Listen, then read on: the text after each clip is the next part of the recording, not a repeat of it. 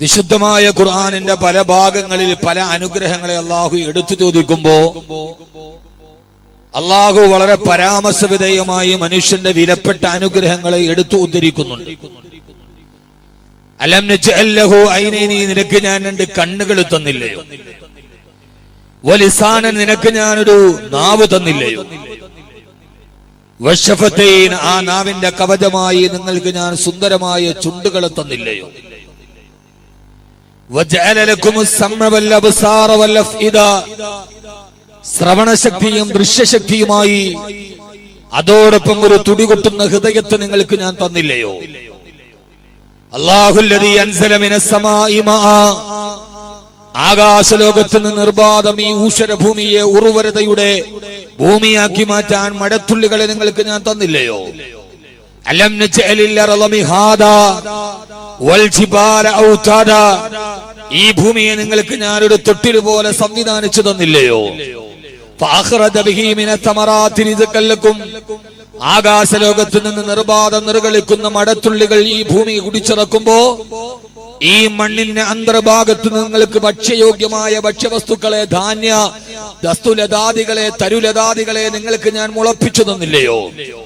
ആ മുളപ്പിച്ചു തന്ന തരുലതാദികളിൽ ഫീഹാ ഫാക്കിഹത്തും വനഖ്ലും വറുമ്മാൻ, ഫീഹാ ഫാക്കിഹത്തും വനഖ്ലു ദാത്തുൽ അക്മാം, മുളപൊട്ടുന്ന ധാന്യങ്ങളും റുമ്മാൻ പഴങ്ങളും മുന്തിരിത്തോട്ടങ്ങളും ഈത്തപ്പഴത്തോട്ടങ്ങളുമായി നിങ്ങളുടെ ഈ ഭൂമിയിലെ ജീവിതത്തിന് ആവശ്യമായ എത്രയോ അനുഗ്രഹങ്ങൾ കാരുണ്യവാനായ തമ്പുരാൻ നിങ്ങൾക്ക് ചെയ്തു തന്നിട്ടുണ്ടോ എന്ന് അല്ലാഹു സുബ്ഹാനഹു വ തആല നമ്മോട് ചോദിക്കുമ്പോ, അല്ലാഹു നമുക്ക് നൽകിയ ധാരാളം അനുഗ്രഹങ്ങളെ, കണ്ണിനെ കുറിച്ച് അല്ലാഹു നമ്മളോട് ചോദിക്കുമ്പോ, കാലുകളെ കുറിച്ച് ചോദിക്കുമ്പോ, വിശുദ്ധമായ ഖുർആനിൽ പടച്ചതമ്പുരാൻ എടുത്തു ചോദിക്കുന്ന അനുഗ്രഹങ്ങളിൽ അല്ലാഹു നമ്മളോട് വളരെ എടുത്തു ചോദിക്കുന്ന ഒരു വളരെ പ്രധാനപ്പെട്ട ഒരു മനുഷ്യന്റെ ജീവിതത്തിന്റെ ഏറ്റവും പ്രധാനപ്പെട്ട അടിസ്ഥാന അനുഗ്രഹമായ അവന്റെ ജീവിതത്തെ കരുപ്പിടിപ്പിക്കുവാനും അവന്റെ മക്കളെയും അവന്റെ ഭാര്യയെയും അവനെ വളർത്തുവാനും സ്വതസിദ്ധമായ ശൈലിയിൽ അവൻ ആഗ്രഹിക്കുന്നത് പോലെ സമാധാനത്തോടെ അന്തിയുറങ്ങാൻ കഴിയുന്ന അവന്റെ പാർപ്പിടത്തെ അല്ലാഹു അനുഗ്രഹമായിട്ടെടുത്ത് ചോദിക്കുന്നുണ്ട്.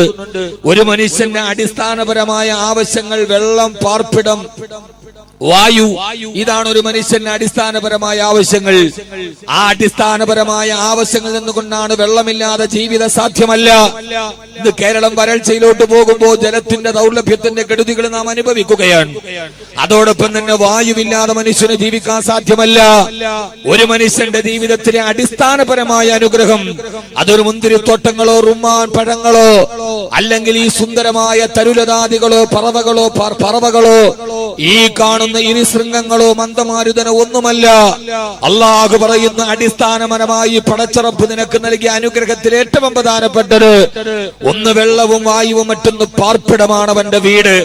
അതുകൊണ്ടാണ് അല്ലാഹു സുബ്ഹാനഹു വ തആല അവനൊരു മനുഷ്യന് കൊടുത്ത കോടാനുകോടി അനുഗ്രഹത്തെ കുറിച്ച് എടുത്തു ചോദിച്ചപ്പോ അല്ലാഹു സുബ്ഹാനഹു വ തആല നമ്മളോടൊക്കെ എടുത്തു ചോദിച്ചൊരു അനുഗ്രഹമാണ് വല്ലാഹു ജഅല ലക്കും മിൻ ബുയൂതികും സകനാ വജഅല ലക്കും മിൻ ജുലൂദിൽ അൻആമി ബുയൂതാ تستخفونها يوم ظعنكم ويوم إقامتكم ومن أصوافها وأوبارها وأشعارها أثاثا ومتاعا إلى حين. വിശുദ്ധമായ ഖുർആനിലെ സൂറത്ത് നഹ്ലിൽ അല്ലാഹു സുബ്ഹാനഹു വ തആല അല്ലാഹു തേനീച്ചകളുടെ പാർപ്പിടങ്ങളെ കുറിച്ച് പരാമർശിക്കുമ്പോ വഔഹാ റബ്ബുക ഇലൻ നഖ്ലി അനിത്തഖദീ മിനൽ ജിബാലി ബുയൂതാ അനിത്തഖദീ മിനൽ ജിബാലി ബുയൂതൻ വമിനശ് ശജരി വമിമ്മാ യഅരിശൂൻ. ആകാശത്തിലുകൂടി മൂളിപ്പാട്ടും പാടിയിട്ട് പറന്നു പോകുന്ന 10,000 കിലോമീറ്ററുകള് മന്ദമാരുതന്റെ തലോടലേറ്റിട്ട് ഇളം തന്നലെ തത്തിക്കളിക്കുന്ന പൂങ്കാവനത്തിന്റെ മധ്യഭാഗത്ത് നിൽക്കുന്ന പുഷ്പ ഇതളുകളിൽ നുകർന്നു നിൽക്കുന്ന മധു കൊത്തിയെടുത്തു കൊണ്ടുവന്ന് വൃക്ഷച്ചിലപ്പുകളിലേക്ക് പാറിപ്പോകുന്ന തേനീച്ച എന്ന സൂക്ഷ്മമായ ഒരു ജീവിക്ക് പോലും ഞാനവർക്ക് വിശ്രമിക്കുവാൻ ഒരു വീടിനെ കൊടുത്തില്ലോ. അള്ളാഹു ചോദിക്കുകയാണ്, ആകാശത്തിലൂടെ മൂളിപ്പറക്കുന്ന നിസ്സാരമായ ഒരു തേനീച്ചക്ക് പോലും ഞാൻ ബോധനം നൽകൂ.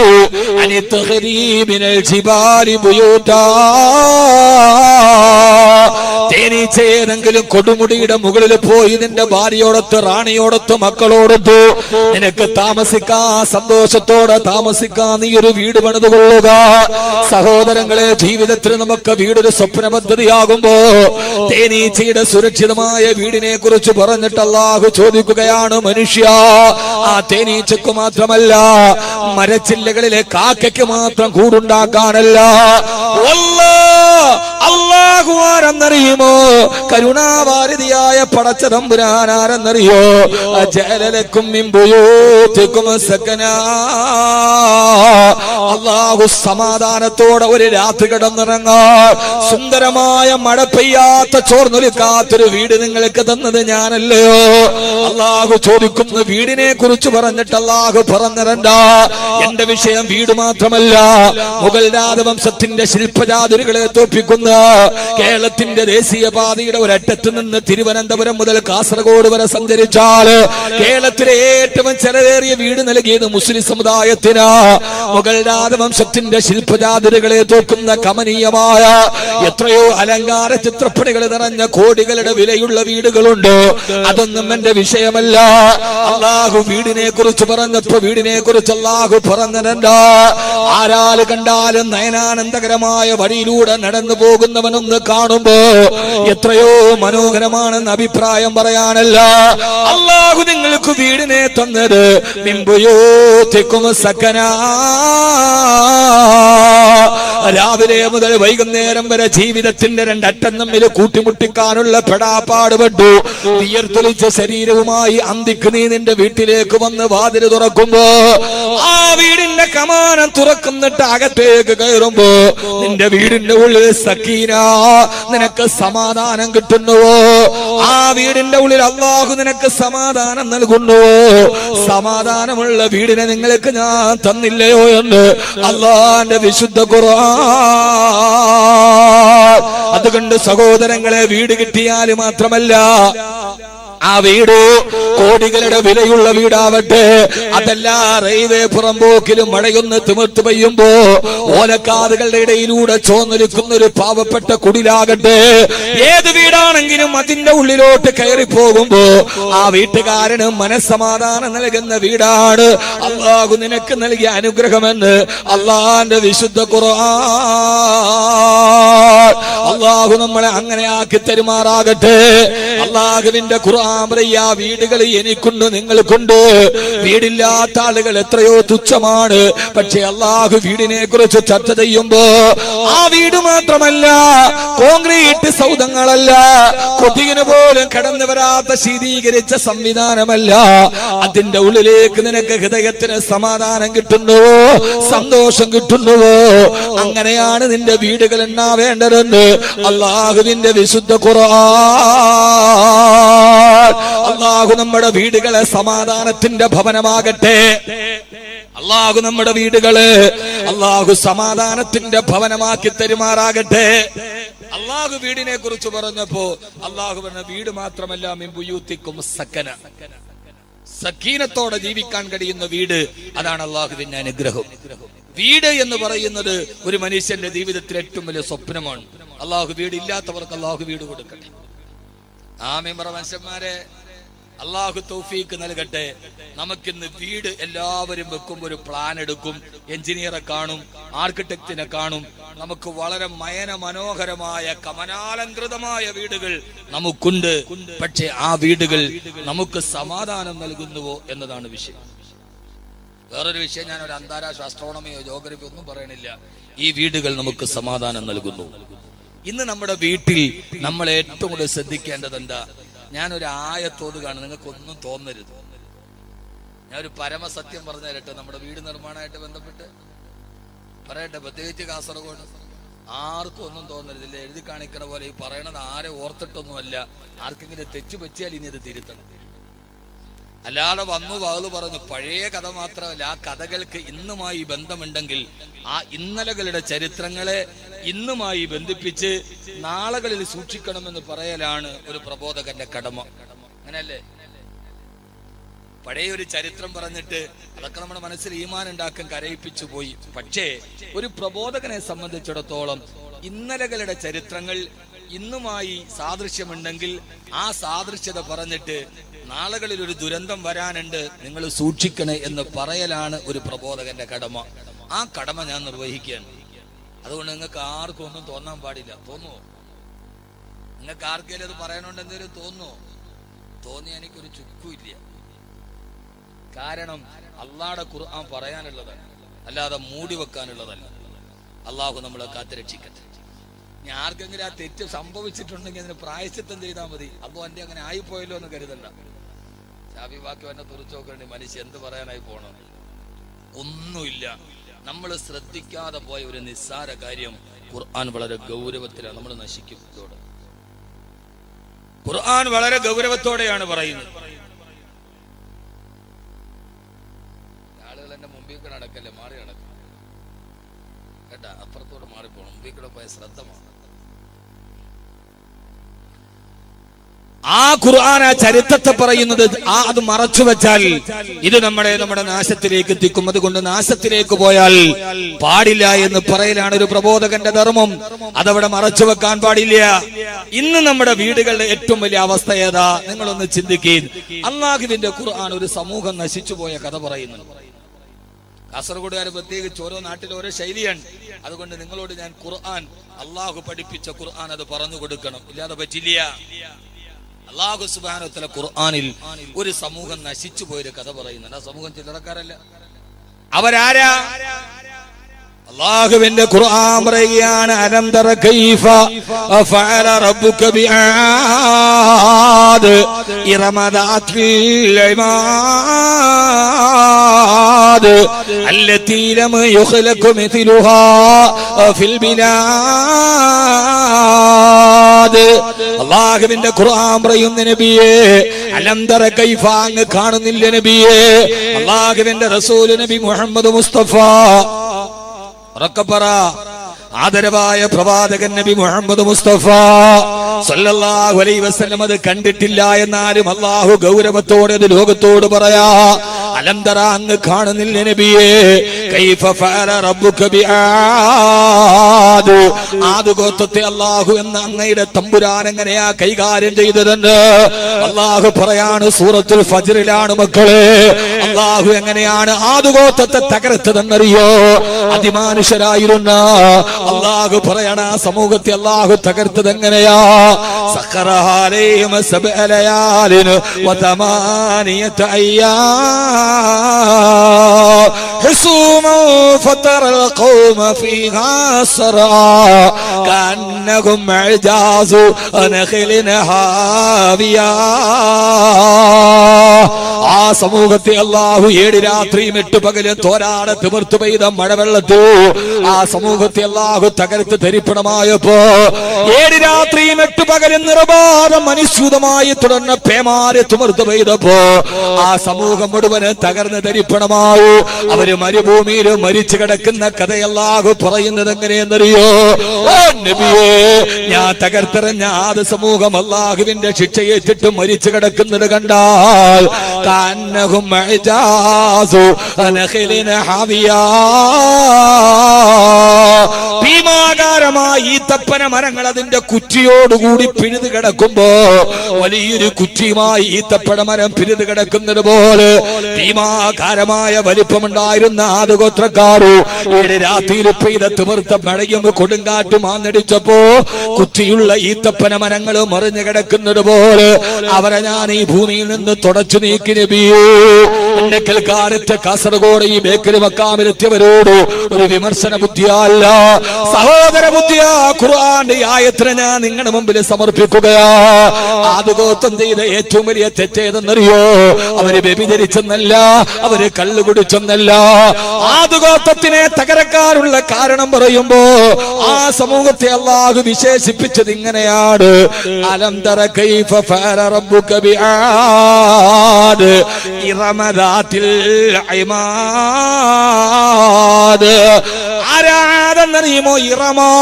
അവർ ഇറമെന്ന് പറയുന്ന ഇന്നത്തെ ഒമാനിന്റെ ഭാഗത്ത് ജീവിച്ചിരുന്ന, ഇപ്പോഴും അവരെ തകർന്നു പോയ അവശിഷ്ടങ്ങളെ ചരിത്ര ഗവേഷകര് തോണ്ടിയെടുത്തിട്ടുണ്ട്. ഇന്നത്തെ ഒമാനിന്റെ ഭാഗത്തുള്ള ഇറമ പ്രദേശത്ത് ജീവിച്ച ആദ്യഗോത്രത്തെ കുറിച്ച് അല്ലാഹു പറഞ്ഞത് അലം തറ കൈഫ ഫഅല റബ്ബുക ബിആദ് ഇറമ ദാത്തിൽ ഇമാദ്. അവരാരാ? ദാത്തുൽ ഇമാദ്. അവര് തൂണുകളുടെ ആളുകളായിരുന്നു.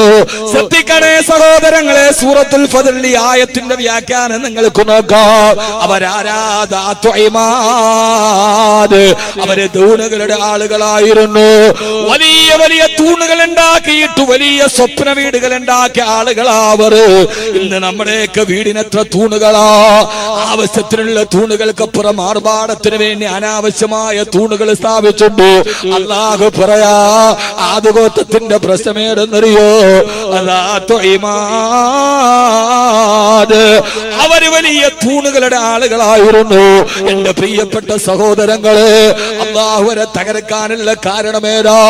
അമ്പലചുംബികളായ വീടുകൾ വെക്കാൻ അനാവശ്യമായിട്ട് ആർഭാടത്തിന്റെ തൂണുകൾ അവരെ സ്ഥാപിച്ചു വെച്ചപ്പോ ഇന്ന് പലപ്പോഴും നമ്മൾ ആദ്യഗോത്രത്തെ പോലെ ചെയ്യാറില്ലേ? 50-60 തൂണുകളുള്ള വീടുകൾ ഉണ്ടാവാറില്ലേ? ഖുർആന്റെ മുന്നറിയിപ്പ് സൂക്ഷിക്കണേ. ആദ്യം തന്നെ ഞാൻ ഓർമ്മപ്പെടുത്തുകയാ. ആരാ ആദ്യഗോത്രമെന്നറിയോ? ഇറമ ഗ്രാമവാസികളായ അവർക്ക് ഈ ചരിത്രത്തിന് സമാന ലോകവുമായി ബന്ധമുണ്ട്. അല്ലാഹു അവർക്ക് ധാരാളം കുന്തിരിക്കം കൊടുത്തിരുന്നു. അവര് കുന്തിരിക്കം കച്ചവടം ചെയ്തവരാ. ഏറ്റവും വലിയ സുഗന്ധദ്രവ്യമായ കുന്തിരിക്കം അല്ലാഹു ആ നാട്ടിൽ ധാരാളം അല്ലാഹു വാരിക്കോരി കൊടുത്തപ്പോ അവര് കുന്തിരിക്കം കച്ചവടം ചെയ്ത് ലക്ഷങ്ങൾ ഉണ്ടാക്കി. അല്ലാഹു സുബ്ഹാനഹു വ തആല കുന്തിരിക്കമെന്ന അനുഗ്രഹം കൊടുക്കുമ്പോ അതോടൊപ്പം തന്നെ ആ നാട്ടിൽ അല്ലാഹു വലിയൊരു അരുവിയെയും ഒഴുക്കി കൊടുത്തു. ആദ്യഗോത്രക്കാർ എന്ത് ചെയ്തെന്നറിയോ? കോടിക്കണക്കിന് രൂപ ചെലവരുന്ന അന്നത്തെ ധാരാളം തൂണുകളുള്ള വീടുകൾ ഉണ്ടാക്കാൻ അവർ അത്യാഗ്രഹം മൂത്തപ്പോ വഴിയാത്രക്കാർക്ക് അല്ലാഹു കൊടുത്ത വെള്ളം പോലും അവരെ വിലക്ക് വെച്ചിട്ട് അവരതുകൊണ്ട് പൈസ ഉണ്ടാക്കി. ചിന്തിക്കണേ മോനെ, കുന്തിരിക്ക കച്ചവടത്ത് കൊണ്ട് പൈസ ഉണ്ടാക്കിയിട്ട് അത്യാഗ്രഹം കൊടുക്കാറ്. പച്ചവെള്ളം പോലും വഴിയാത്രക്കാർക്ക് അവരെ വിലക്ക് വെച്ചിട്ട് അവരതുകൊണ്ട് തൂണുകളുള്ള വീടുകൾ ഉണ്ടാക്കിയപ്പോ അല്ലാഹു പറയാ, സഖറഹാലീം സബഅലയാലിം വതമാനിയത അയ്യാം. അല്ലാഹുവരെ തകർത്ത് കളഞ്ഞെങ്കോ പ്രിയപ്പെട്ട സഹോദരങ്ങളെ, ഗൾഫിന്റെ മണരാരണ്യത്തിൽ പോയി കട്ടപ്പെട്ട് പൈസ ഉണ്ടാക്കി. അത് അനാവശ്യമായ തൂണുകൾക്ക് മാറ്റരുത്. അള്ളാന്റെ അനുഗ്രഹമായ വീട് സാമാന്യം വലിയൊരു വീടായിക്കൊള്ളട്ടെ, കുഴപ്പമില്ല. പക്ഷേ അള്ളാഹു നിങ്ങൾ കട്ടപ്പെട്ടുണ്ടാക്കുന്ന സമ്പത്തുകൾ അനാവശ്യമായി കളയരുത്. അതുകൊണ്ട് ധാരാളമായ തൂണുകൾ ഉണ്ടാക്കൂ. വീട് വെക്കുന്നതിലല്ല, ആ വീട്ടിൽ അള്ളാഹു പറഞ്ഞ ഏറ്റവും യഥാർത്ഥമായ തൂണുണ്ടാവണം. അള്ളാഹു നമുക്ക് മനസ്സിലാക്കാനുള്ള ബോധം നൽകട്ടെ. അള്ളാഹു ഒരു സമൂഹത്തെ കുറിച്ച് പറഞ്ഞത് അവര് തൂണിന്റെ ആളുകളായിരുന്നു. ഞാൻ പറഞ്ഞല്ലോ, ആർക്കൊരു പിണക്കം തോന്നണ്ട. ചിലപ്പോ ഇതൊന്നും നമുക്കറിയില്ല. ഇനി നമ്മൾ വീട് വെക്കുമ്പോ സൺഷെയ്ഡിന് 2 തൂണ്, ഒരു വീടിന് ആവശ്യമുള്ള പില്ലറുകൾ തൂണുകൾ ഒക്കെ ആയിക്കോട്ടെ, കുഴപ്പമില്ല. പക്ഷേ അതിര് കടന്ന് തൂണുകൾ ആപത്താണ്. ഇന്ന് നമ്മുടെ പൈസ മുഴുവന് നഷ്ടപ്പെടുന്നത്. എനിക്കിത് കൊണ്ട് പറഞ്ഞിട്ട് എന്ത് കാര്യമാണ്? നിങ്ങൾക്കൊരു തീരുമാനം ഉണ്ടായാൽ ഭാര്യയും ഭർത്താവും കൂടെ ആലോചിക്കും, അവിടെ തൂണ് ഇവിടെ തൂണ്. അള്ളാഹു നമ്മൾ കഷ്ടപ്പെട്ടുണ്ടാക്കണ പൈസ വെറുതെ ഭൂമിയിൽ കുഴിച്ചിട്ടിട്ട് ഖുർആൻ പറഞ്ഞതിന് വിരുദ്ധതയുമാകും. നമ്മുടെ ജീവിതത്തിൽ അള്ളാഹു തന്ന അനുഗ്രഹത്തെ കുറിച്ച് പരലോകത്ത് നമ്മൾ കണക്ക് പറയണം. അതുകൊണ്ട് നമുക്ക് എന്തെങ്കിലും ഗുണമുണ്ടോ? ഒന്നുമില്ല. അതുകൊണ്ട് ഇനിയെങ്കിലും ഈ കാര്യത്തിൽ ശ്രദ്ധിക്കണമെന്ന് നിങ്ങളോട്, പ്രത്യേകിച്ച് കാസർഗോഡ് വഴി യാത്ര ചെയ്യുമ്പോൾ കണ്ട ചില കാഴ്ചകളുടെ കൗതുകങ്ങൾ നിങ്ങളോട് ഞാൻ പങ്കുവെക്കാൻ അള്ളാഹു നമുക്ക് മനസ്സിലാക്കാനുള്ള ബോധം നൽകട്ടെ. ആമീൻ പറ. ഞാൻ പറഞ്ഞതിൽ വിഷമമുണ്ടോ? ഞാൻ പറഞ്ഞതിൽ വിഷമമുണ്ടോ? അള്ളാഹുടെ മുമ്പിൽ പറയേണ്ട സഹോദരങ്ങളെ, ഇത് ഞാൻ 15ാമത്തെ വയസ്സിൽ 7 മാസം കൊണ്ട് കാണാതെ എന്റെ ഹൃദയത്തിൽ പഠിച്ച ഖുർആനാണ്. അതിലൊരായത്ത് ഇന്നത്തെ ലോകവുമായി ബന്ധമുണ്ടെങ്കിൽ അത് പറയലാണ് എന്റെ ധർമ്മ. നിങ്ങൾ സുഖിപ്പിച്ചിട്ട് വാള് പറയണേ എനിക്കറിയാം. പക്ഷെ എന്നെ സംബന്ധിച്ചിടത്തോളം എനിക്കൊരു നിലപാടുണ്ട്. ആ നിലപാടുകൾ കൃത്യമായി ലോകത്തോട് പറയണം. അതിന് മറുഭാഗത്തുനിന്ന് വരുന്ന ആക്ഷേപങ്ങളോ അപ്പുറത്തുനിന്ന് വരുന്ന കൂരമ്പുകളോ പറയുന്ന കാര്യത്തിൽ നമ്മൾ പ്രതീക്ഷിക്കേണ്ടതില്ല. ഒരു സമൂഹത്തിന്റെ മുമ്പിൽ നിൽക്കുമ്പോൾ വിമർശനങ്ങൾ സ്വാഭാവികം. ആ വിമർശനങ്ങളെ സ്നേഹത്തോടെ സ്വീകരിക്കാൻ കഴിയുമ്പോഴാണ് സമൂഹ മധ്യത്തിൽ നിൽക്കാനുള്ള യോഗ്യത നമുക്കുണ്ടാവും. വിമർശനങ്ങളുടെ മേൽ അസഹിഷ്ണുതയല്ല, അതിനെ സ്നേഹത്തോടെ നമ്മൾ മുന്നിടുക. അതാണ് ധൈര്യം, അതാണ് സ്ഥൈര്യം. അള്ളാഹുവിനെ നിലനിർത്തി അനുഗ്രഹിക്കുമാറാകും. അതുകൊണ്ട് ആദ്യം വിമർശിക്കാൻ പ്രശ്നമില്ല, ഒരു പ്രശ്നവും ഇല്ല. ഞാൻ വളരെ സ്നേഹത്തോടു കൂടി അതിനെ ഉൾക്കൊള്ളുന്നു. പക്ഷേ നാളെ അള്ളാഹുടെ മുമ്പിൽ പോകുമ്പോ വാക്കവി നീ എന്തുകൊണ്ട് പറഞ്ഞില്ല എന്ന് പറഞ്ഞാൽ എനിക്ക് എന്റെ റബ്ബിനോട് പറയണ്ടേ, അള്ളാഹുവെ പറഞ്ഞു കൊടുത്തിട്ടുണ്ട്. അതുകൊണ്ട് ഈ അമിതമായ തൂണുകൾ ഭാര്യയായിട്ട് ആലോചിക്കും. ഇപ്പൊ മിക്കവാറും ഭർത്താവ് ഗൾഫിലും ഭാര്യ ഇവിടെയാണ്. അവരവരുടെ ഒരു താല്പര്യത്തിന് അപ്പുറത്തെ വീട്ടിൽ കണ്ടു, ഇപ്പുറത്തെ വീട്ടിൽ കണ്ടു, അത് കണ്ടു, ഇത് കണ്ടു. നമ്മളതെല്ലാം കൂടെ വെക്കുമ്പോ അവസാനം വീട് വെക്കുമ്പോ നമ്മുടെ നടുവൊടിഞ്ഞിട്ടുണ്ടാവും. ഇതുകൊണ്ട് എന്താ ഉള്ളത്? ആവശ്യത്തിനുള്ളൊരു വീടായിക്കൊള്ളട്ടെ, എല്ലാ സൗകര്യങ്ങളും ഉള്ള നമ്മുടെ മക്കളുണ്ട്, ആയിക്കോട്ടെ. പക്ഷെ ആ കാര്യത്തിൽ നിങ്ങൾ ഖുർആനിനെ ഓർക്കണമെന്ന് ഞാൻ ഓർമ്മിപ്പിക്കുകയാണ്. അപ്പൊ യഥാർത്ഥത്തിൽ വേണ്ടത് കുറെ തൂണുകളല്ല. ആ വീടിന്റെ ഉള്ളിലെ, നമ്മുടെ വീട് എന്ന വിഷയത്തിൽ ആ വീടിന്റെ ഉള്ളിലെ ഏറ്റവും പ്രധാനപ്പെട്ട തൂണാണ് ഉണ്ടാവേണ്ടത്. നമ്മുടെ വീട്ടിലെ ഏറ്റവും പ്രധാനപ്പെട്ട തൂണേതാ? എന്നാൽ വെളിയിൽ ഇത്രയും തൂണ് വെച്ചെങ്കിൽ അകത്തെന്തെങ്കിലും തൂണുണ്ടോ? നല്ലൊരു തൂണ് അതൊട്ടില്ലത്. യഥാർത്ഥത്തിൽ നമ്മുടെ വീടിനുണ്ടാകേണ്ട ഒരു തൂണ് നമുക്കില്ല.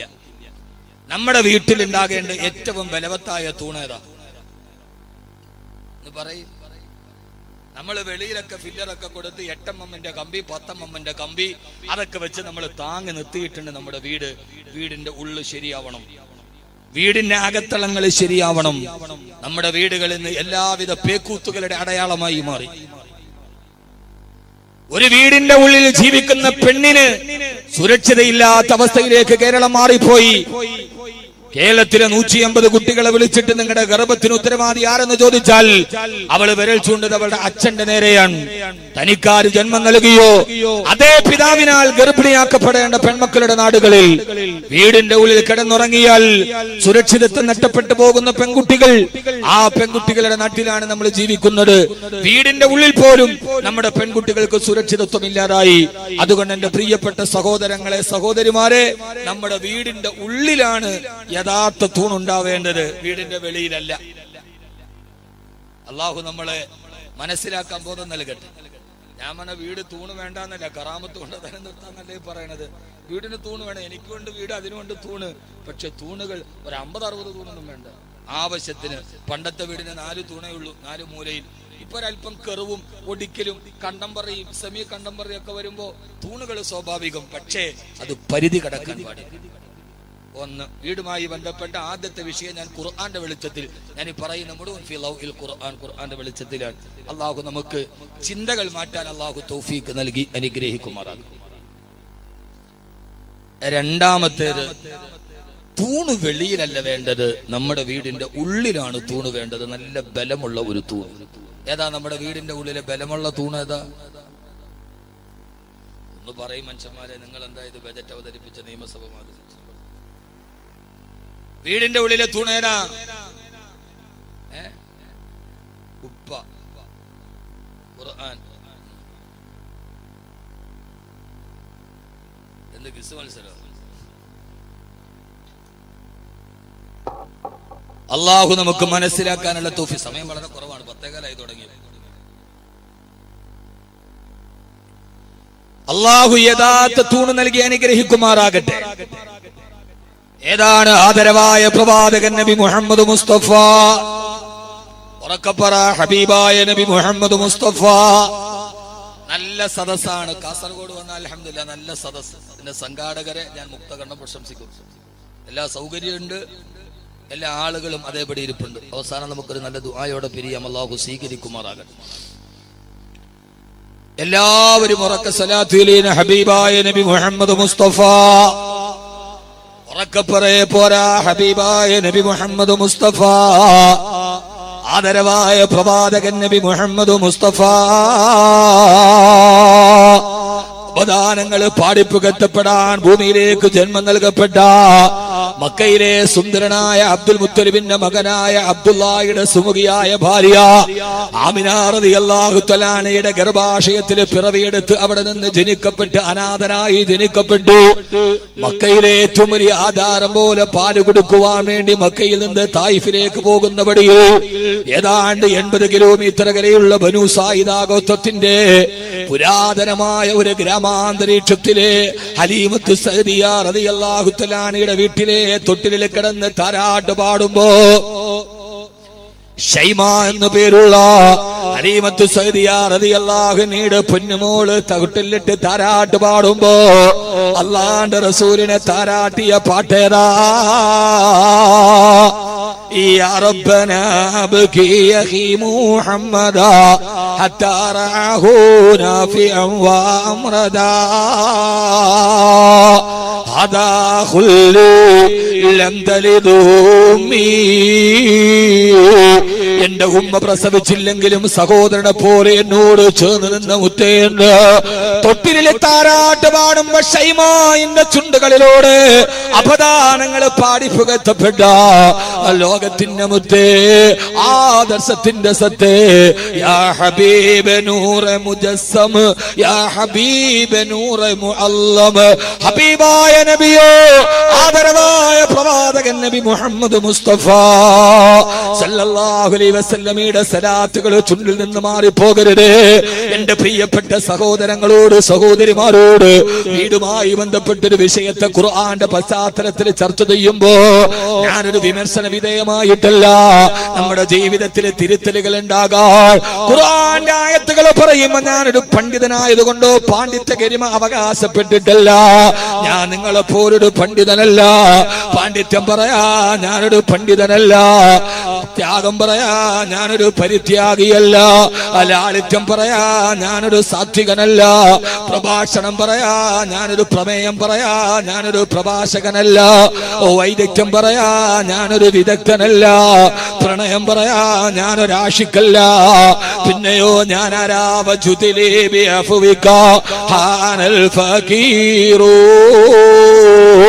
അറിവില്ല ബാലാരിട്ടതകൾ തീർന്നിട്ടില്ല.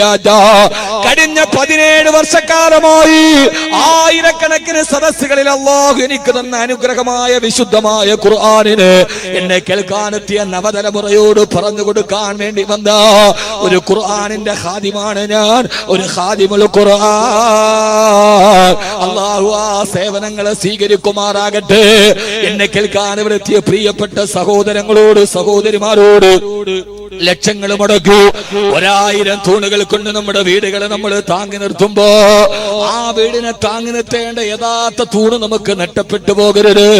ആദരവായ പ്രവാചകൻ നബി മുഹമ്മദ് മുസ്തഫ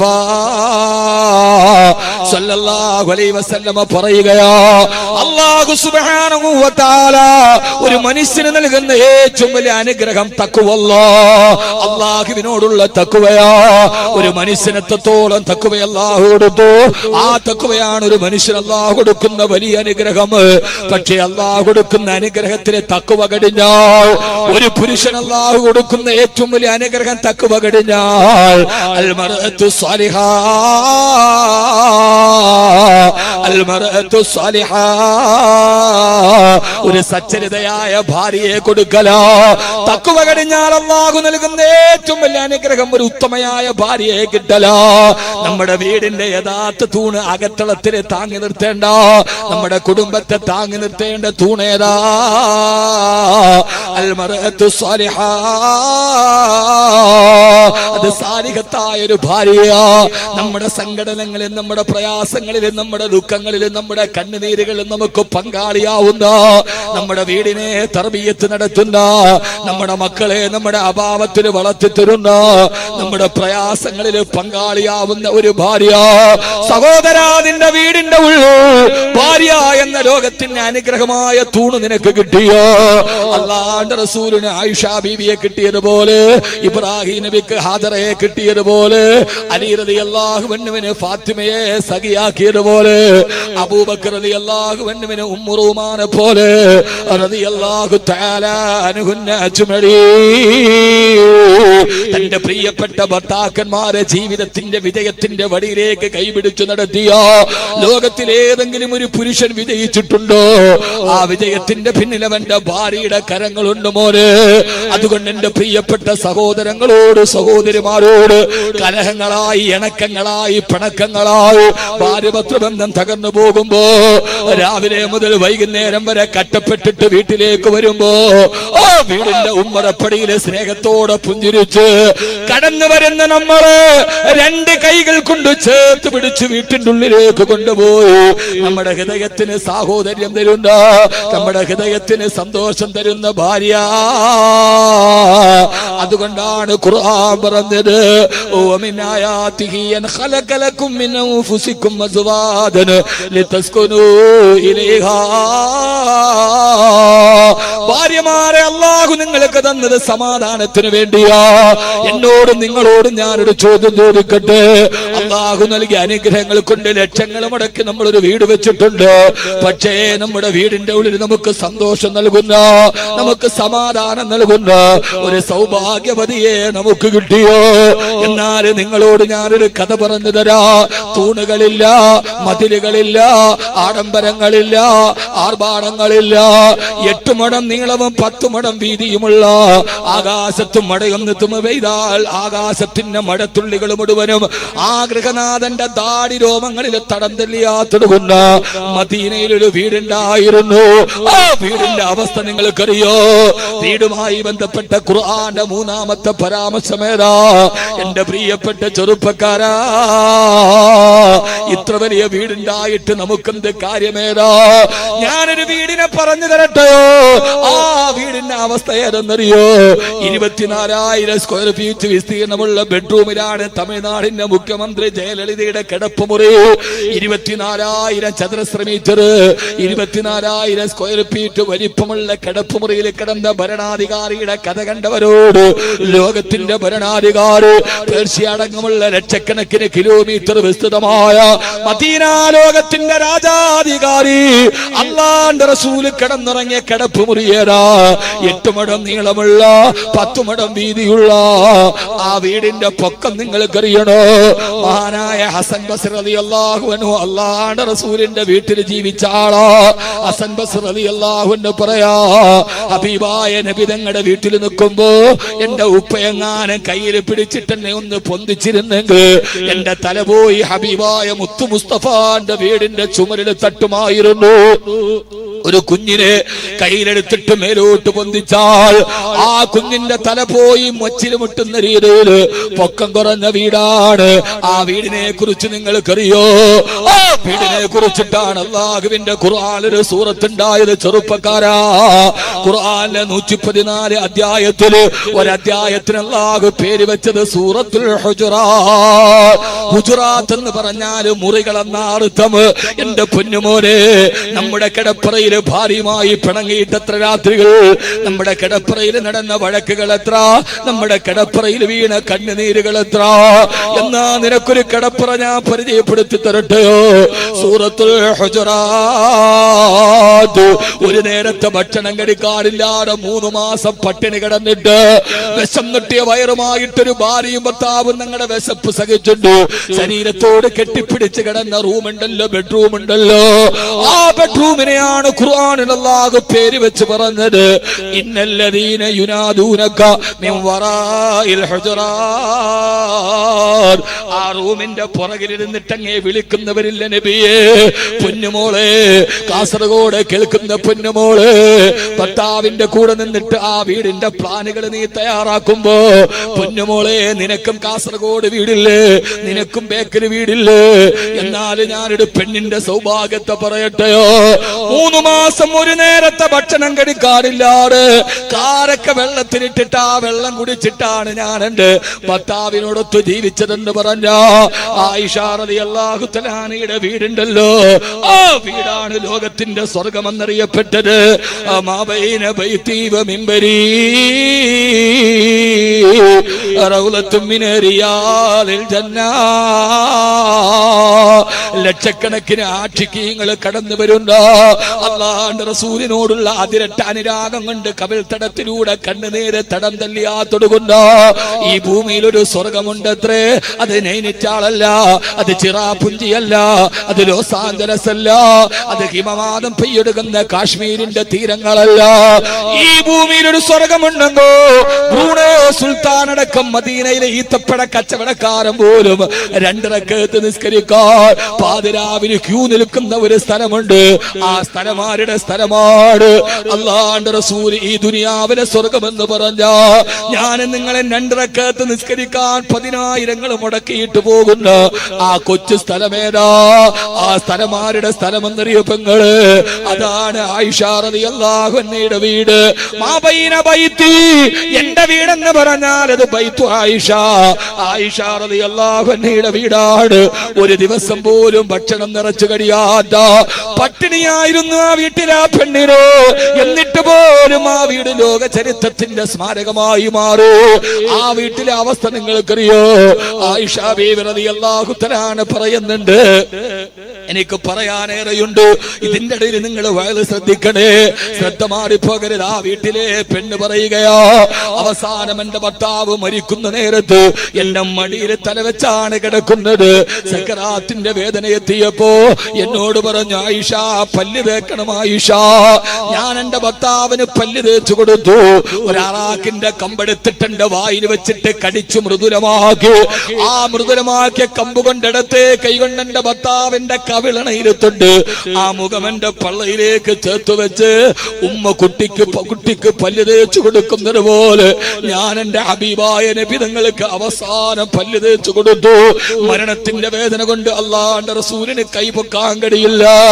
പല്ല് തേച്ചു കൊടുത്തപ്പോ ഹബീബായ നബി മുഹമ്മദ് മുസ്തഫ സല്ലല്ലാഹു അലൈഹി വസല്ലമ എന്റെ വിരലുകൾക്കിടയിലേക്ക് മുറുകെ പിടിച്ചു. അബൂബക്കർ എന്റെ പിതാവ് കൈ പിടിച്ചിട്ട് ആ വിരലിലേക്ക് കൊടുത്തപ്പോ കല്യാണ ദിവസം എന്റെ കൈവിരലിന്റെ ഇടയിൽ കോത്തുപിടിച്ചതുപോലെ എന്റെ കൈയിലേക്ക് എന്റെ പ്രിയപ്പെട്ട ഹബീബ് കോത്തുപിടിച്ചു. ആയിഷ, ഞാൻ പോവട്ടെ ആയിഷ. എവിടെ കാണി നബിയേ? ഇലാ റഫീഖിൽ അലാ, അല്ലാഹുവിന്റെ അടുക്കലേക്ക് ഞാൻ പോവുകയാ. ഈ സംഭവം ഇങ്ങനെ കൂട്ടുകാരിയോട് ഹബീബായ നബി സല്ലല്ലാഹു അലൈഹി വസല്ലമയുടെ വഫാത്തിന് ശേഷം പറഞ്ഞുകൊണ്ടിരിക്കുമ്പോ ആയിഷ ബീവി പറയാണ്, ഇങ്ങനെയൊക്കെയാണെങ്കിലും മരിക്കുന്ന സമയത്ത് എന്റെ മടിയിൽ തലവെച്ച് കിടന്നതാണെങ്കിലും മരിക്കുന്ന സമയത്ത് എന്റെ ഭർത്താവിന്റെ മുഖം ഞാൻ കണ്ടിട്ടില്ല. ഓർക്കണ സഹോദരങ്ങളെ, ആർഭാടങ്ങളും ആയിരങ്ങളും നമ്മുടെ വീട്ടിന്റെ ഉള്ളിലുണ്ട്. ഇതുപോലൊരു കഥന കേട്ടിട്ടുണ്ടോ? കൂട്ടുകാരികൾ ചോദിച്ചു, ആയിഷ ബീവിയെ എന്താ പറയുന്നത്? മടിയിൽ തലവെച്ച് സലാം പറഞ്ഞ് കയ്യിൽ കെട്ടിപ്പിടിച്ചു പോയിട്ടും ഭർത്താവിന്റെ മുഖം കണ്ടില്ലെന്നോ? ആയിഷ ബീവി റളിയല്ലാഹു തആല പറഞ്ഞ മറുപടി ഏതാ? അതേ കൂട്ടുകാരികളെ, മടിയിൽ തലവെച്ച് കിടന്നാലും വയറ്റിലേക്ക് ചേർത്ത് വെച്ച് പല്ല് തേച്ചു കൊടുത്താലും മുഖം കാണുന്നത് എങ്ങനെയാ? ഹബീബായ നബി തങ്ങൾ എന്റെ മടിയിൽ കിടന്ന് വിട പറയുന്ന സക്കറാത്തിന്റെ മരണത്തിന്റെ സമയത്ത് ഞങ്ങളുടെ വീട്ടില് വിളക്ക് കത്തിക്കാനുള്ള എണ്ണ ഞങ്ങളുടെ വീട്ടിലുണ്ടായിരുന്നില്ല. വിളക്ക്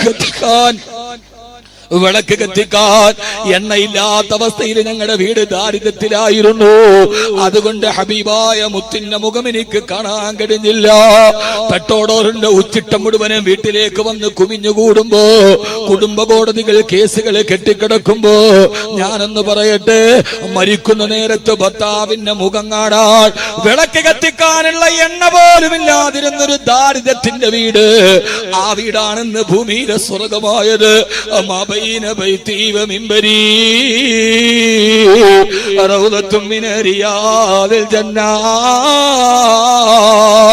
അത് സ്വർഗത്തിന്റെ പൂന്തോടപ്പാണെന്ന് മുത്തു മുസ്തഫ സല്ലല്ലാഹു അലൈഹി വസല്ലമ പറഞ്ഞ ആയിഷ ബീവിയുടെ വീടുകളുണ്ടല്ലോ, ആ വീടുകൾ നിങ്ങളൊന്ന് കണ്ടിരുന്നെങ്കിൽ, ഇന്ന് നമ്മുടെ വീടിന്റെ സമൃദ്ധിയുടെ ഉള്ളിൽ അല്ലാഹുവിന്റെ റസൂലിന്റെ വീട് കണ്ടിരുന്നെങ്കിൽ, ആയിഷ ബീവി റളിയല്ലാഹു അൻഹയുടെ വീട് എന്ന് പറഞ്ഞാൽ ഓരോ ഭാര്യമാർക്കും ഓരോ വീടുകളില്ല. ഹബീബായ നബി തങ്ങൾ മദീനത്തെ പള്ളിയിൽ ആദ്യം വെച്ചത് സൗദാ ബീവിക്കൊരു വീട്, അതിനോട് തൊട്ടടുത്ത് പിന്നെ ആയിഷ ബീവിക്കൊരു റൂം, ഇങ്ങനെ ഓരോ ഭാര്യമാർക്കും ഓരോ മുറികൾ ചേർത്ത് തീർത്തെടുത്തു. അങ്ങനെ അടുത്തടുത്ത് മദീനത്തെ പള്ളിയിലാണ് ആദ്യത്തെ 1,00,000 വീട് കോളനി ഉണ്ടായത്. ചിന്തിക്കണം സഹോദരിമാരെ, ഓരോ റൂമുകളാണ് ഓരോ ഭാര്യമാർക്ക്, അത് പള്ളിയോട് ചേർന്ന് കിടക്കുകയാ. അവസാന ഹബീബായ നബി തങ്ങൾ വഫാത്തായി. അമവി ഖലീഫ മർവാൻ ഇബ്നു അബ്ദുൽ മലിക്കിന്റെ കാലഘട്ടത്തില് മസ്ജിദ് നബവി വിപുലീകരിക്കാൻ പോയപ്പോ മസ്ജിദ് നബവിയുടെ ചുറ്റുഭാഗത്തുള്ള ഹബീബായ നബി തങ്ങളുടെ ഭാര്യമാര് താമസിച്ചിരുന്ന വീടുകൾ പൊളിച്ചു മാറ്റാൻ തീരുമാനിച്ചപ്പോ 8 മുഴം നീളമുള്ള 10 മുഴം വീതിയുള്ള ഈത്തപ്പന മരത്തിന്റെ ഓലക്കാതുകൾ കൊണ്ട് മേഞ്ഞു വെച്ചിരുന്ന ചരിത്രത്തിന്റെ അത്ഭുതങ്ങൾ നടന്ന വീട് പൊളിച്ചു മാറ്റി ജോലിക്കാര് വന്ന് പൊളിക്കാൻ പോയപ്പോ മഹാനായ താബിയായ സഈദ് ഇബ്നുൽ മുസയ്യബ് റളിയല്ലാഹു അൻഹു, മഹാനായ സഈദ് ഇബ്നുൽ മുസയ്യബ് റളിയല്ലാഹു അൻഹു അല്ലാഹുവിന്റെ റസൂലിന്റെ ഭാര്യമാര് കിടന്ന ആ പഴയ വീട് അല്ലാഹുവിന്റെ റസൂൽ സല്ലല്ലാഹു അലൈഹി വസല്ലമ പണിതതുപോലെ മാറ്റങ്ങളില്ലാതിരുന്ന കുടില് പൊളിക്കാൻ പോയപ്പോ സഈദ് ഇബ്നുൽ മുസയ്യബ് റളിയല്ലാഹു അൻഹു പൊട്ടിക്കരഞ്ഞു വത്രേ, യാ വൈലതാ, ഇതെന്തോരു നാശമാണിത്. ഇവർ ഈ വീടൊന്ന് പൊളിക്കാതിരുന്നുവെങ്കോ, ഈ വീടങ്ങനെ തന്നെ ഇരുന്നിരുന്നുവെങ്കോ, ഇന്ന് സഹാബത്ത് പൊട്ടിക്കരഞ്ഞത് മദീനയിൽ അല്ലാഹുവിന്റെ റസൂലിന്റെ വഫാത്തിന് ശേഷം സഹാബത്തുകളും താബീങ്ങളും പൊട്ടിക്കരഞ്ഞപ്പോഴാ ഹബീബായ നബി തങ്ങൾ കിടന്ന വീട് പൊളിച്ചപ്പോ ആയിഷ ബീവി പട്ടിണി കിടന്ന, ഖദീജ ബീവി പൊട്ടിക്കരഞ്ഞ, സൗദാ റളിയല്ലാഹു അൻഹാ, മഹദിയായ സഫിയ റളിയല്ലാഹു തആല അൻഹാ ഒരു നേരത്തെ ഭക്ഷണം കഴിക്കാൻ വേണ്ടി സൂചി കൊണ്ട് നൂല് തോർത്ത ഹബീബായ നബി തങ്ങൾ പള്ളിയിൽ നിന്ന് വരുമ്പോ, ഭർത്താവ് പള്ളിയിൽ നിന്ന് നിസ്കാരം കഴിഞ്ഞ് വരുമ്പോ മഹദിയായ സഫിയ റളിയല്ലാഹു തആല അൻഹാ ഒരു നേരത്തെ ഭക്ഷണത്തിന് ഗതിയില്ലാതെ അറബി പെണ്ണുങ്ങളുടെ കുപ്പായം തുന്നി കൊടുക്കുകയാണ്. അല്ലാഹുവിന്റെ റസൂൽ എന്ന ഭർത്താവ് വരുമ്പോ, ഇന്ന് നമ്മുടെ വീട്ടിൽ ഈ പ്രണയമുണ്ടോ? ഇന്ന് നമ്മുടെ വീട്ടിൽ ഈ സ്നേഹമുണ്ടോ? ഇന്ന് ഭാര്യ ഭർത്താക്കന്മാരുടെ ഇടയിൽ ഈ അടുപ്പമുണ്ടോ? പള്ളിയിൽ നിസ്കാരം കഴിഞ്ഞ് മുറ്റത്തോട്ട് വരുമ്പോ ഒരു കൊച്ചു റൂമിന്റെ ഉള്ളിലിരുന്നിട്ട് അന്നത്തെ ഭക്ഷണത്തിന് വേണ്ടി തന്റെ പ്രിയപ്പെട്ട ഭാര്യ അറബി പെണ്ണുങ്ങളുടെ കുപ്പായം തുന്നുന്നത് കണ്ടപ്പോ ഹബീബായ നബി സല്ലല്ലാഹു അലൈഹി വസല്ലമ അവിടെ ചെന്നിട്ടൊന്നും പറഞ്ഞില്ല. കാൽപെരുമാറ്റം കേട്ട് സഫിയ റളിയല്ലാഹു തആല നോക്കുമ്പോ പ്രിയപ്പെട്ട ഭർത്താവ് മുമ്പിൽ നിൽക്കുകയാ. ഒരു നേരത്തെ ഭക്ഷണത്തിന് തന്റെ ഭാര്യ കട്ടപ്പെട്ടിട്ട് തുണി നോക്കുന്നത് കണ്ടപ്പോ ഹബീബായ നബി തങ്ങൾ പറഞ്ഞൊരു മറുപടിയുണ്ട്, സഫിയ, എന്താണ് യാ റസൂലല്ലാഹ്, അവർക്ക് പരിധികളില്ല, അവർക്ക് പരാതികളില്ല. നിങ്ങൾ എന്നെ കെട്ടിയപ്പം മുതൽ എനിക്ക് ഇതാണല്ലോ എന്നവർക്ക് ശാപവാക്കുകളില്ല. അവർക്ക് പരാതിയുണ്ട്, പട്ടിണിയുണ്ട്. പട്ടിണികളും പരാതികളും പരിതാപങ്ങളും പരിദേവനങ്ങളും പരിതാപങ്ങളും പട്ടിണിയും പരിധി ലംഘിക്കുമ്പോഴും പാരിലെ പരമസുഖമല്ല, പരലോകത്തിന്റെ പരമാനന്ദമാണ് പരിഗണനീയമെന്ന് കരുതി പാതിരാത്രിയിൽ പടച്ചറപ്പിനോട് പതിരെ പോലെ പൊട്ടിക്കരഞ്ഞ പ്രവാചക പത്നി ബഹുമാനപ്പെട്ട ബീവി സഫിയ, സഫിയ യാ റസൂലല്ലാഹ്, കട്ടപ്പെട്ട് കിടക്കുമ്പോൾ സ്നേഹത്തിന്റെ വിളിക്ക് കുറവില്ല ഭർത്താവേ, കുറവില്ല പെങ്ങള്. എന്തേ നബിയേ, സഫിയ നീ ആ കാണുന്ന ഉഹദ് പർവ്വതം കണ്ടോ? എന്നാണ് മുത്തേ നിങ്ങൾ ഉദ്ദേശിക്കുന്നത്? സഫിയ, ഇന്നലെ രാത്രി ജിബ്രീൽ വന്നിട്ട് ആ ഉഹദ് പർവ്വതം എനിക്ക് സ്വർണമാക്കി തരാമെന്ന് പറഞ്ഞതാണ് സഫിയ. എന്നിട്ട് ഞാനിത് വേണ്ടെന്ന് വെച്ചതാണ്. ഇത് കേട്ട സഫിയ റളിയല്ലാഹു തആല വാവിട്ട് നിലവിളിച്ചു പോയി.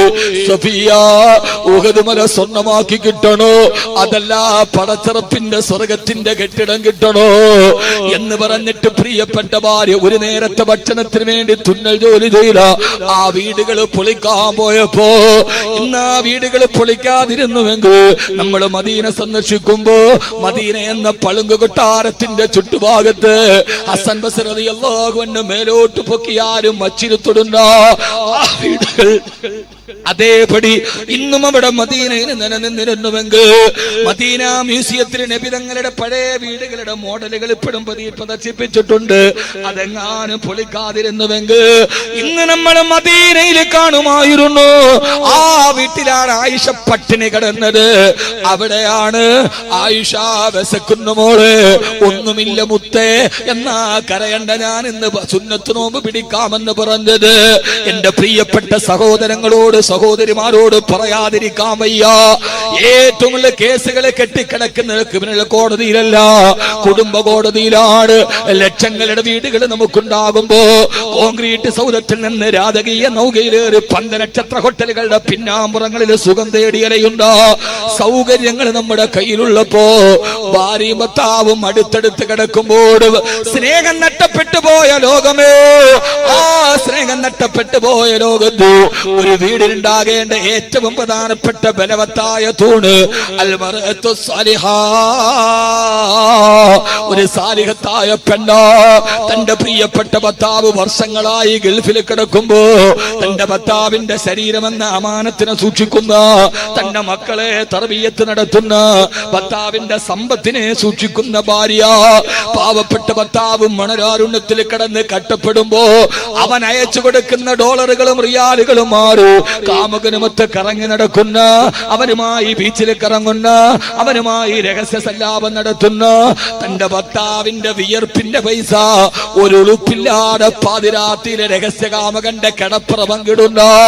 അല്ല, ഇനി അങ്ങനെയല്ലെങ്കിൽ തന്നെ പാവപ്പെട്ട ഗൾഫുകാരൻ 3 നേരം കഴിക്കാനില്ലാതെ പട്ടിണി കിടന്നയക്കുന്നത് ഇല്ലായ്മയുടെ പേര് പറഞ്ഞ് ഭർത്താവിനോട് കലഹിക്കുമ്പോ എന്റെ പ്രിയപ്പെട്ട സഹോദരിമാര്, അല്ലാഹു നമുക്ക് നൽകുന്ന ഏറ്റവും വലിയ അനുഗ്രഹം ഏതാ? അത് നമ്മുടെ വീടിന്റെ യഥാർത്ഥ തൂണാണ്. അൽ മർഅത്തു സാലിഹാ. എല്ലാം പങ്കിടാൻ പറ്റിയ ഒരു ഭാര്യ, എല്ലാം പറയാൻ പറ്റിയ ഒരു ഭാര്യ. പാതിരാ സമയത്ത് ദുഃഖം കൊണ്ട് കിടന്നിട്ട് ഉറക്കം വരാറ്, പാതിരാത്രിയിൽ ലൈറ്റ് അണച്ചിട്ട് കിടക്കുമ്പോ രാത്രിയിൽ നമ്മൾ ഉറക്കം വരാതെ നിശ്വാസം വിടുന്ന ശബ്ദം കേട്ടിട്ട് അപ്പുറത്ത് നിന്നിട്ട് നിങ്ങൾ ഉറങ്ങിയില്ലേ? ഇല്ല. എന്തേ ഉറങ്ങാത്തത്? എനിക്ക് ടെൻഷനാണ്. ഈ കടമെങ്ങനെ വീട്ടും? ഈ കടമെങ്ങനെ വീട്ടും? ഈ പ്രതിസന്ധി ഞാൻ എങ്ങനെ മറികടക്കും? എന്നെ സഹായിക്കാൻ ഒരാളുമില്ലെന്ന് നിശ്വാസം പറയവേ ആ സമയത്ത് ബെഡ്റൂമിന്റെ ലൈറ്റ് ഇട്ടിട്ട് നമ്മുടെ അടുത്തേക്ക് തിരിഞ്ഞു കിടന്ന് ഇടത്തെ കൈ കൊണ്ട് നമ്മുടെ കഴുത്തിലേക്ക് ഇങ്ങനെ ചുറ്റിപ്പിടിച്ചു നമ്മുടെ മുഖത്തേക്ക് നോക്കി നമ്മുടെ കണ്ണുനീരവളുടെ വിരൽ കൊണ്ട് തുടച്ചു മാറ്റിയിട്ട്, എന്തിനാണ് നിങ്ങൾ വിഷമിക്കുന്നത്? ആരൊക്കെ നിങ്ങൾ തള്ളിപ്പറഞ്ഞാലും, ആരൊക്കെ നിങ്ങൾ ഒറ്റപ്പെടുത്തിയാലും മരണം വരെ ഞാനുണ്ട് നിങ്ങളുടെ കൂടെ. പട്ടിണി കിടക്കാനാണെങ്കിൽ ഞാൻ പട്ടിണി കിടക്കാൻ തയ്യാറാണ്. എന്തിനും നിങ്ങളുടെ കൂടെ ഞാനുണ്ടെന്ന് നമ്മുടെ ചേർത്ത് പറയുന്ന നമ്മുടെ ഭാര്യ, അതുപോലൊരു അനുഗ്രഹത്തെ റബ്ബിന്റെ കയ്യിൽ നിന്ന് കിട്ടിയാൽ നമ്മളോട് ചേർത്ത് പറയുന്ന ഒരു ഭാര്യ, അതിനേക്കാൾ വലിയ സൗഭാഗ്യം ഏതാണുള്ളത്? കാസർഗോഡ് നിന്ന് വയലുകടഞ്ഞിറങ്ങിയാൽ എവിടെ എത്തി എന്ന് ചോദിച്ച് ഓരോ മണിക്കൂറും മാറ്റിവെച്ച് അലാറം വെച്ച് രാവിലെ വീട്ടിന്റെ കവാടത്തിന്റെ മുമ്പിൽ എത്തുന്നത് വരെ ബേജാറ് മാറാതെ കോളിംഗ് ബെല്ല് കേട്ട് വാതിൽ തുറക്കുമ്പോ സ്നേഹത്തോടെ പുഞ്ചിരി തന്നിട്ട് ക്ഷീണമൊക്കെ മാറിയോ എന്ന് ചോദിക്കുന്നൊരു ഭാര്യയെ നമുക്ക് കിട്ടിയാൽ, സഹോദരങ്ങളെ, ചെറുപ്പക്കാരെ, കാമുകിയല്ല, കാമുകിയെ കിട്ടിയിട്ട് കാര്യമില്ല. ഗൾഫുകാരന്റെ ഭാര്യ നിന്റെ കൂടെ വന്നാൽ, എടാ പൊന്നുമോനെ, നിനക്കൊരു കാമുകിയെ കിട്ടിയെന്ന് അഹങ്കരിക്കണ്ട. ഇത്രയും നാള് വളർത്തിയ ഉപ്പയെ ഉപേക്ഷിച്ചിട്ട്, നൊന്ത് പ്രസവിച്ച ഉമ്മയെ ഉപേക്ഷിച്ചിട്ട് ഒരു പെണ്ണ് നിന്റെ കൂടെ ഇറങ്ങി വന്നാൽ അവളെ ഞാൻ ഇറക്കിക്കൊണ്ട് വന്നു എന്ന് നീ നെഞ്ചു വിരിക്കണ്ട.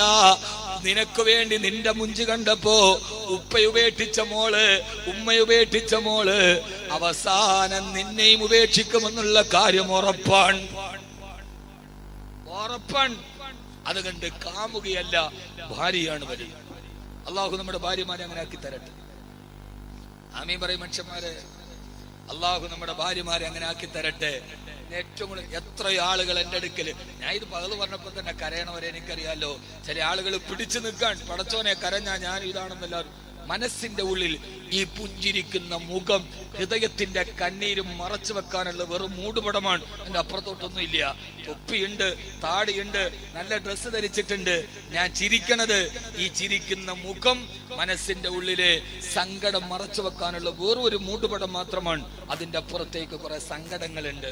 നമ്മുടെ മനസ്സിലെ ഏറ്റവും വലിയ ആഗ്രഹം അതാ. കരയും മനുഷ്യന്മാരെ, കരയിൽ വഅദിന്റെ സദസ്സിൽ നിന്ന് കരയണം. അള്ളാഹു കുറെ സങ്കടം മാറ്റി തരും. കാർപ്പറ്റൊക്കെ വിരിക്കുന്നു, തുപ്പാനെന്ന് പറഞ്ഞില്ലല്ലോ അടച്ചു. ഇപ്പൊ പണ്ടാര 5 ലക്ഷം രൂപയുടെ ബാത്റൂം ഉണ്ടാക്കിയിട്ട് പടത്തു ഇനിയിപ്പിനകത്ത് കയറിയിട്ട് ഇത് എങ്ങനെ ചെയ്യൂന്ന് വിചാരിച്ച മാതിരി അത്രയ്ക്ക് ആളുകൾ തുപ്പാന്ന് വർത്തിയില്ല. അള്ളാഹു നമുക്ക് ബോധം, അള്ളാഹു നമുക്ക് ബോധം തരട്ടെ. അതുകൊണ്ട് കെട്ടിപ്പൊക്കിയ രമ്യകർമ്മമല്ല, അതിന്റെ ഉള്ളിൽ പാടിയത് യേശുദാസാണെങ്കിലും പൂമുഖവാതുക്കൽ സ്നേഹം തുളുമ്പുന്ന പൂന്തിങ്കളാണ് എന്റെ ഭാര്യ. എന്റെ ഭാര്യ എനിക്കൊരു പൂന്തിങ്കളാവണം. അവളിലൂടെയാണ് സക്കീനത്ത് നൽകുന്ന. വല്ലാഹു ജഅല ലക്കും മിൻ ബുയൂതിക്കും സക്കന, നിങ്ങൾക്ക് സമാധാനം നൽകുന്ന വീട്. വീട്ടിൽ സമാധാനം ഉണ്ടാക്കി എന്ത് വേണം? അൻ ഖലഖ ലക്കും മിൻ അൻഫുസിക്കും അസ്വാദൻ ലിതസ്കുനു ഇലൈഹാ, സമാധാനം നൽകുന്ന ഭാര്യ വേണം. അതാണ് സക്കൻ. അല്ലാഹു നമുക്കത് നൽകട്ടെ. ആമീൻ പറ മനുഷ്യന്മാരെ.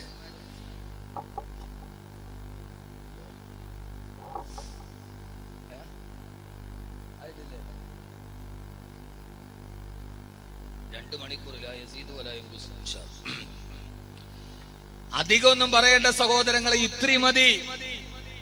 ഇതിനപ്പുറത്തേക്ക് ഏത് വിഷയമാ പറയേണ്ടത്? ശുജായി ചോദിച്ചതുപോലെ ബുദ്ധി കൂർമ്മതയുള്ളവർക്ക് അല്പമാത്രം പോരെ.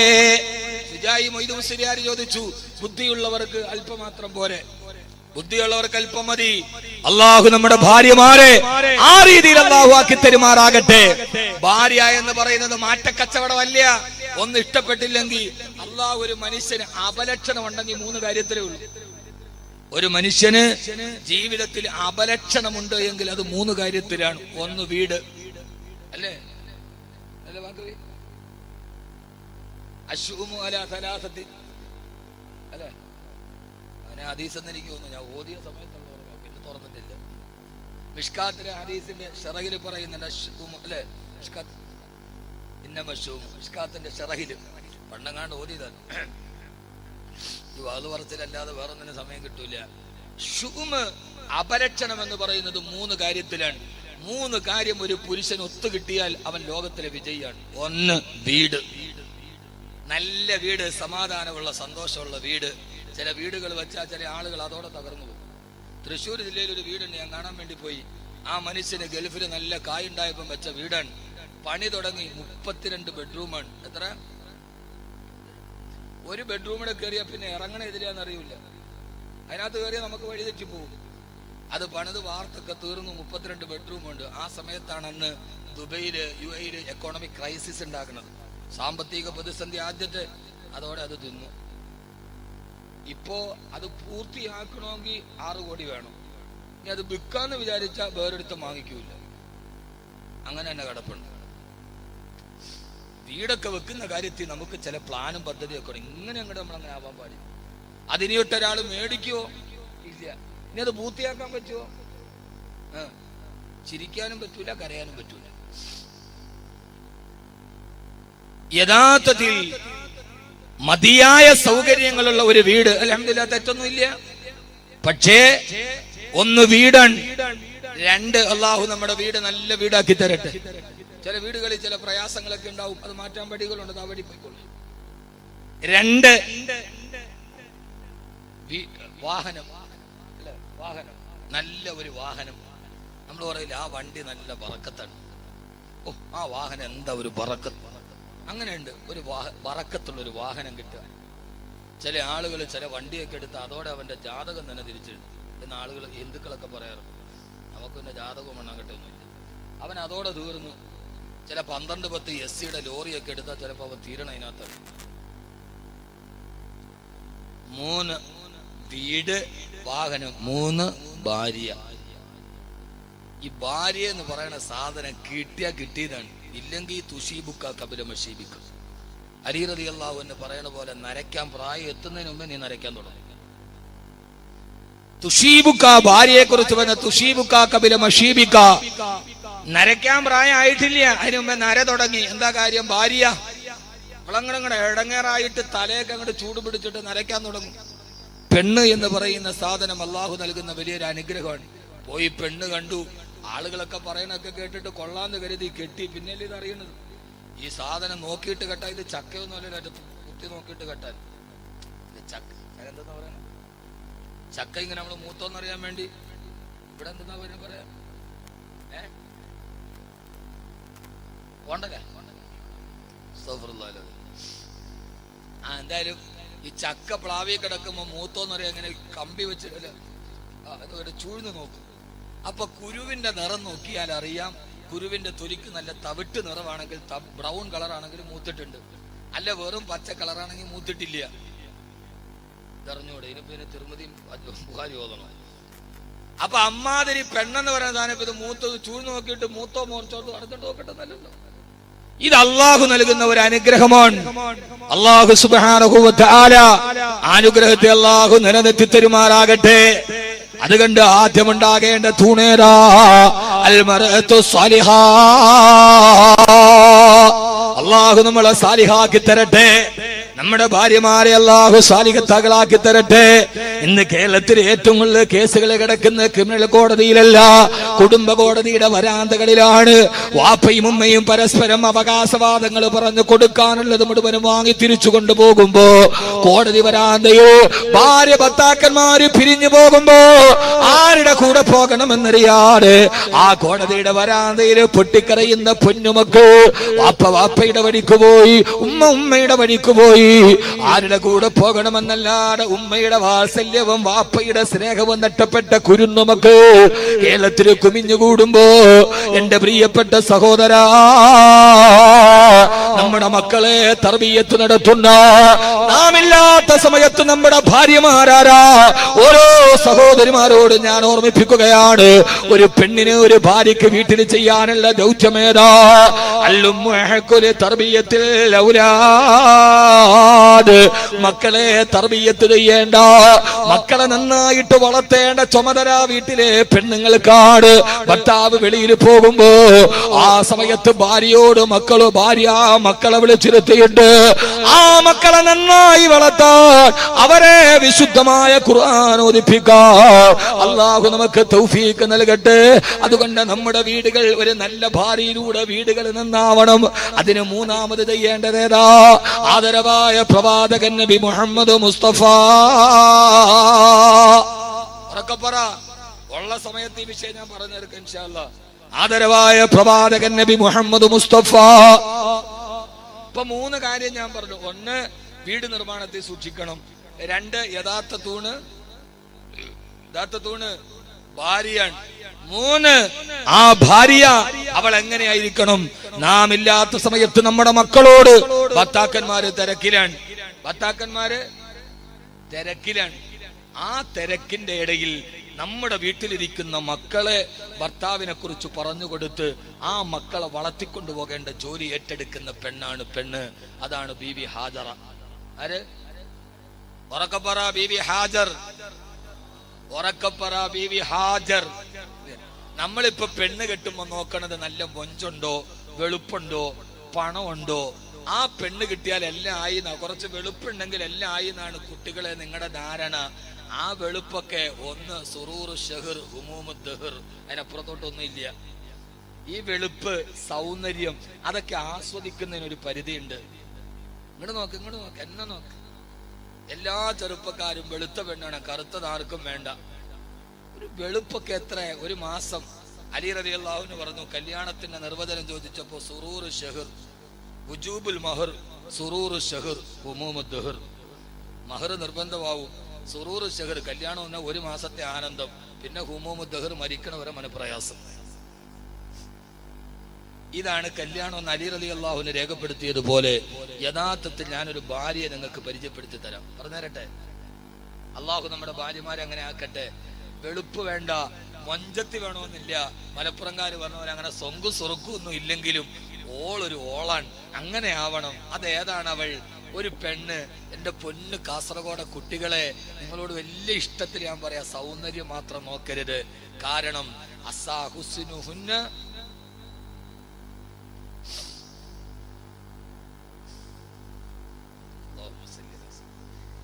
നബി സല്ലല്ലാഹു അലൈഹി വസല്ലം പറഞ്ഞു, ലാ തസവ്വജുഹുന്ന ബിഹുസ്നിഹിന്ന, സൗന്ദര്യം മാത്രം നോക്കിയിട്ടൊരു പെണ്ണിനെ വിവാഹം കഴിക്കരുത്. അസാഹുസ്നുഹുന്ന അയ്യുത്ഗിയഹുന്ന, അവളുടെ സൗന്ദര്യം അവളെ അഹങ്കാരിയാക്കിയേക്കാം. ലാ തസവ്വജുഹുന്ന ബിഹുസ്നിഹിന്ന, വെറും വെളുപ്പ് മാത്രം നോക്കിയിട്ട് പെണ്ണ് കെട്ടല്ലേ. അസാഹുസ്നുഹുന്ന അയ്യുത്ഗിയഹുന്ന, അവളുടെ സൗന്ദര്യം അവളെ അഹങ്കാരിയാക്കിയേക്കാം. എനിക്ക് സൗന്ദര്യമുള്ളപ്പോ എന്റെ ഭർത്താവിന്റെ കൂടെ പോകുമ്പോ എത്രയെത്ര ചെറുപ്പക്കാരാ എന്നെ തുറച്ചു നോക്കുന്നത്, ഇവനേക്കാൾ നല്ലവനെ എനിക്ക് കിട്ടുമായിരുന്നല്ലോ എന്നവളുടെ സൗന്ദര്യം അവളുടെ മനസ്സിൽ അഹങ്കാരമുണ്ടാക്കിയാൽ പൊന്നുമോനെ, പിന്നെ നിന്റെ ജീവിതം പോയി. പിന്നെ എന്റെ ഭർത്താവിനേക്കാൾ എന്റെ സൗന്ദര്യം ആസ്വദിച്ചത്ര ചെറുപ്പക്കാരാ നോക്കുന്നത്, ഇവനേക്കാൾ നല്ലതെനിക്ക് കിട്ടുമായിരുന്നല്ലോ എന്ന് അവള് ചിന്തിക്കാൻ തുടങ്ങിയാൽ പിന്നെ ചിലപ്പോ നീ നിന്റെ വീട്ടിൽ കയറി പോകുമ്പോ നിന്റെ അലമാരയ്ക്ക് 6 കാലുകൾ ചിലപ്പോ കാണേണ്ടി വന്നേക്കാം. നിങ്ങക്ക് പറഞ്ഞ മനസ്സിലായില്ല? അതിനെ മനസ്സിലാവണ്ട. അലമാരയ്ക്ക് ചിലപ്പോ 6 കാല് വരും. സാധാരണ 4 കാല് മതി. ചിലപ്പോ പുറകെ ഒളിച്ച 2 കാലും കൂടെ ചിലപ്പോ കാണേണ്ടി വരും. എന്താ ചെയ്യേ? അതുകൊണ്ട് പൊന്നുമോനെ, വെളുപ്പ് വേണ്ട, പ്രതാപം വേണ്ട, പത്രാസ് വേണ്ട. ഞാനൊരു പെണ്ണിനെ പരിചയപ്പെടുത്തി തരട്ടെയോ? കറുകറുത്ത കരിവണ്ട് പോലെ അമേലു വർഗത്തിൽപ്പെട്ട അടിമ പെണ്ണ്. അവള് കറുപ്പെന്ന് പറഞ്ഞാൽ എന്തോ ഒരു കറുപ്പ്. കറുകറുത്ത ഒരു പെൺകുട്ടി, അടിമ പെൺകുട്ടി, അമേലു വർഗത്തിൽപ്പെട്ട പെൺകുട്ടി, വിദേശിയായ പെൺകുട്ടി. ആ പെണ്ണിനെ ഒരു ചെറുപ്പക്കാരൻ കല്യാണം കഴിച്ചു. ആ ചെറുപ്പക്കാരനോ വാപ്പ വിട്ടു, നാട് വിട്ടു, ആരും തുണയില്ലാത്ത ഒരു ഒറ്റക്കുള്ള ഒരു ചെറുപ്പക്കാരൻ കല്യാണം കഴിച്ചൊരു കറുമ്പി പെണ്ണിനെയാണ്. ആരെ? കറുപ്പിനഴകെന്നല്ലേ, കറുപ്പിന് 7 അഴകെന്നാണ്.